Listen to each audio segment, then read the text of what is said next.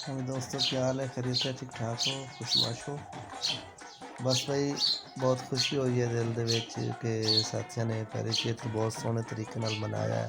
ਨਵੇਂ ਸਾਲ ਦੀ ਖੁਸ਼ੀ ਬੜੇ ਭਰਵੇਂ ਤਰੀਕੇ ਨਾਲ ਮਨਾਈ ਹੈ। ਬੜਾ ਦਿਲ ਖੁਸ਼ ਹੋਇਆ ਤੇ ਇਸ ਵਾਸਤੇ ਮੈਂ ਕਿਹਾ ਮੁਬਾਰਕਬਾਦ ਦੇ ਲਈ ਦੋਸਤਾਂ ਨੂੰ, ਜਿਤਨੇ ਵੀ ਪੰਜਾਬੀ ਜ਼ਬਾਨ ਦੇ ਅਸਨਾਫ ਹਨ ਉਹਨਾਂ ਸਾਰਿਆਂ ਨੂੰ ਮਾਸ਼ਾਅੱਲਾ ਦੋਸਤਾਂ ਨੇ ਬਹੁਤ ਸੋਹਣਾ ਨਿਭਾਇਆ।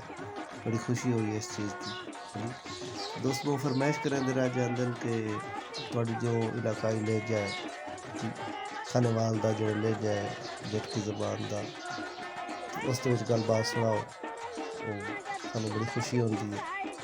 तो जनाब थोड़ी मुहब्बत हैं सारे दोस्त जोड़े मुहब्बत रखते हैं, प्यार रखते हैं, इस गल की बड़ी खुशी होती है। तो इस वास्ते मेरे भाई कितना भी इंशाअल्लाह ताला असीं अपने कल्चर में प्रमोट करें उतना ही ज़्यादा साढ़े वास्ते फ़ायदेमंद है, क्योंकि जितनी बैरूनी दूसरी अकवाम हैं वो सारे दी सारे जो है अपने कल्चर नाल, अपने इलाके नाल, अपने लहजे बोली जबान नाल प्यार मुहब्बत रखते। एक ऐसा है कि जो ऐसा इलाकाई वंडे हुए हैं, असा अपने आप को जोड़ा है वो दूई जबानों के हवाले किया है। अपने आप को छोटा सा अपनी बोली बोलना ही छोटा समझने हैं, लेकिन असा तो असल बारे सगीर की पहचान ही साढ़े नाल रही है। इस वास्ते दोस्तों ज़्यादा से ज़्यादा तुहानू गुजारिश है कि अपने बोली नू, अपनी ज़बान नू, अपने लहजे नू प्रमोट करो।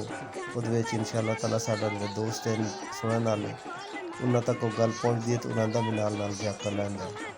तो हुण तो जनाब ये जिहड़े मौसम हैं ये हज़ारां सालों तो इंसान जिहड़ा इत्थों दा है वो मना रहा है, क्योंकि इत्थों की फसलों नाल ते इन्हां चीज़ां नाल मौसमी हालात नाल इंसान की जिंदगी सारी दी सारी इन्हां दे नाल ही जुड़ी हुई है। तो ये पहले जिहड़े आन ये साडे हुण 12 महीने ने अजकल ते, लेकिन ये 12 मौसम हैं असल पंजाब की धरती दे, जिन्हां नूं कि वो अपने उन्हां दे हर महीने की मिसाल कई मिसालां मौजूद हैं। ਉਹਦੇ ਵਿੱਚ ਉਹ ਫਿਰ ਇਹ ਪੂਰੇ ਦੇ ਪੂਰੇ ਮਹੀਨੇ ਜਿਹੜੇ ਇਹਨਾਂ ਦੇ ਬਾਰੇ ਪੂਰੀਆਂ ਨਜ਼ਮਾਂ ਔਰ ਉਹਨਾਂ ਨੂੰ ਯਾਦ ਕਰਨ ਦਾ ਤਰੀਕਾ ਔਰ ਉਹਨਾਂ ਦੀ ਅਫਾਦੀਅਤ ਇਨਸਾਨੀ ਜ਼ਿੰਦਗੀ ਦੇ ਉੱਤੇ, ਇਹ ਸਾਰੀ ਚੀਜ਼ ਦੇ ਉੱਤੇ ਕਈ ਨਜ਼ਮਾਂ ਔਰ ਗੀਤ ਔਰ ਇਹ ਸਾਡਾ ਯਾਨੀ ਕਿ ਹਜ਼ਾਰਾਂ ਸਾਲਾਂ ਸਾਡੀ ਰੀਤ ਰਿਵਾਜ ਹੈ। ਅਤੇ ਹੁਣ ਇਨਸ਼ਾ ਅੱਲਾਹ ਤਾਲਾ ਉੱਤੋਂ ਜਿਹੜਾ ਹੈ ਉਹ ਵਿਸਾਖ ਦਾ ਮਹੀਨਾ ਆ ਰਿਹਾ ਅਤੇ ਵਿਸਾਖ ਜਿਹੜਾ ਹੈ ਉਹ ਸਾਡੀ ਇਹ ਸਾਡਾ ਨਵੇਂ ਮੌਸਮ ਅਤੇ ਨਵੀਂ ਕੋਕਲਾਂ ਪੁੱਟਣ 'ਤੇ ਉਸ ਮੌਸਮ ਹੈ। ਅਤੇ ਸਾਡਾ ਜਿਹੜਾ ਹੁਣ ਅੱਗਾ ਮੌਸਮ ਆ ਰਿਹਾ ਹੈ ਇਸਦਾ ਵਿਸਾਖ ਦਾ, ਉਹਦੇ ਵਿੱਚ ਸਾਡੀ ਉਹ ਤਿਆਰ ਫਸਲ ਦਾ ਜੀ ਸਾਡੀ ਪਹਿਲੇ ਫਸਲ ਤਿਆਰ ਹੋ ਚੁੱਕੀ ਹੈ, ਉਸ ਨੂੰ ਕੱਟਣ ਦੇ ਟਾਈਮ ਦਾ ਮੌਸਮ ਹੈ।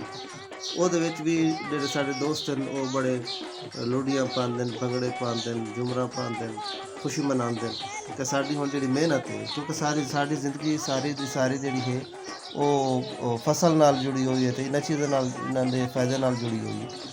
ਇਸ ਵਜ੍ਹਾ ਤੋਂ ਉਹ ਸਾਰਾ ਦੇ ਸਾਰਾ ਜਿਹੜੇ ਹਨ ਹੁਣ ਉਹ ਵਿਸਾਖ ਵਾਲੇ ਮਹੀਨੇ ਨੂੰ ਖੁਸ਼ੀਆਂ ਨਾਲ ਅਤੇ ਭੰਗੜਿਆਂ ਨਾਲ ਮਨਾਉਂਦੇ ਨੇ ਕਿ ਬਈ ਹੁਣ ਸਾਡੀ ਜੋ ਮਿਹਨਤ ਹੈ ਉਹ ਸਾਡੀ ਉਹ ਪੂਰੀ ਹੋ ਰਹੀ ਹੈ। ਅਤੇ ਇਸ ਵਾਸਤੇ ਜਿਹੜਾ ਹੈ ਦੋਸਤਾਂ ਨੂੰ ਗੁਜ਼ਾਰਿਸ਼ ਹੈ ਕਿ ਉਹ ਇਸ ਮਹੀਨੇ ਨੂੰ ਚੇਤ ਵਾਲੇ ਮਹੀਨੇ ਨੂੰ ਵੀ ਮਨਾਉਣ ਭਰਪੂਰ ਤਰੀਕੇ ਨਾਲ। ਅਤੇ ਜਿਨ੍ਹਾਂ ਮਹੀਨਿਆਂ ਦੇ ਵਿੱਚ ਸਾਡੇ ਮੇਲੇ ਠੇਲੇ ਸਾਰੇ ਖੁਸ਼ੀਆਂ ਹਾਂਜੀ, ਅਤੇ ਕਈ ਸਾਡੇ ਰੀਤੀ ਰਿਵਾਜ ਦਾ ਤਾਲੁਕ ਜਿਹੜਾ ਹੈ ਉਹ ਵਿਸਾਖ ਦੇ ਮਹੀਨੇ ਨਾਲ ਉਸ ਨੂੰ ਭਰਪੂਰ ਤਰੀਕੇ ਨਾਲ ਮਨਾਵਣ, ਤਾਂ ਕਿ ਜਿਹੜਾ ਹੈ ਸਾਡੇ ਜਿਹੜੀ ਰੀਤ ਰਿਵਾਜ ਹੈ ਹਜ਼ਾਰਾਂ ਸਾਲਾਂ ਪੁਰਾਣੀ ਤਿਆਰ ਫਸਲ ਦੀ ਕਟਾਈ ਅਤੇ ਉਸ ਦੀ ਆਮਦਨੀ ਦਾ ਫਾਇਦਾ ਚਾਹਣ ਦਾ ਟਾਈਮ ਉਸ ਨੂੰ ਐਸਾ ਭਰਪੂਰ ਤਰੀਕੇ ਨਾਲ ਮਨਾ ਸਕੀਏ, ਇਸ ਰਿਵਾਇਤ ਨੂੰ ਅਸਾਂ ਕਾਇਮ ਰੱਖ ਸਕੀਏ।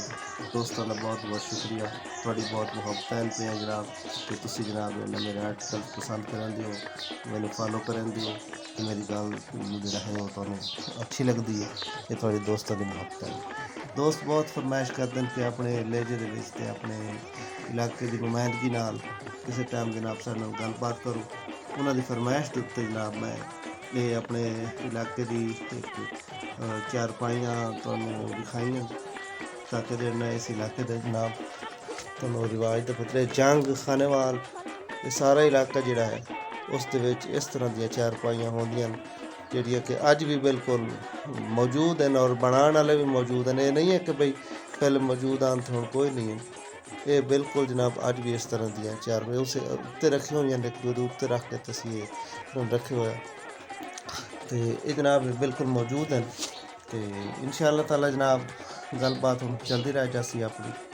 ਤੇ ਬਹੁਤ ਮਿਹਰਬਾਨੀ ਜਨਾਬ ਦੋਸਤਾਂ ਦੇ ਪਿਆਰ ਮੁਹੱਬਤ ਦਾ, ਕਮੈਂਟਸ ਦਾ, ਲਾਈਕਸ ਦਾ ਜੀ, ਪਿਆਰ ਕਰਨ ਦਾ ਤੇ ਫਰਮਾਇਸ਼ ਨਾਲ ਚੀਜ਼ ਲਿਖਵਾਉਣ ਦਾ। ਹਾਂਜੀ, ਉਸ ਦੇ ਵਾਸਤੇ ਬਹੁਤ ਸ਼ੁਕਰੀਆ ਜਨਾਬ, ਬਹੁਤ ਮਿਹਰਬਾਨੀ।